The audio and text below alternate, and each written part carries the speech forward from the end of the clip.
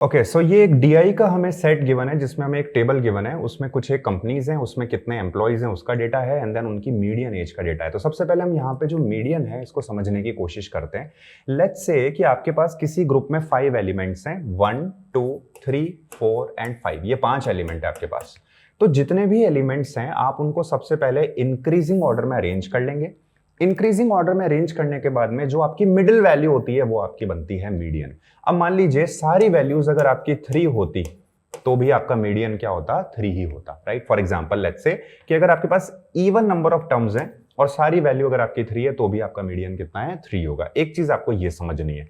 Now second thing is कि question ने ये भी कहा है कि कंपनी ए में जितने भी एम्प्लॉइज हैं उनका जो एज की वैल्यू होगी वो हमेशा कम होगी कंपनी बी वालों से, कंपनी बी वालों की कम होगी हमेशा सी वालों से, and so on. This is the data given to you in the question.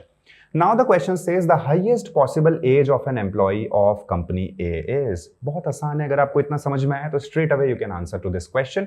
तो आप देखो कि कंपनी बी का जो मीडियन है वो 30 है, राइट, और कंपनी ए का जो मीडियन है वो 24 है, और कंपनी ए के हर एम्प्लॉय की जो एज है वो बी से स्ट्रिक्टली कम होनी चाहिए, राइट।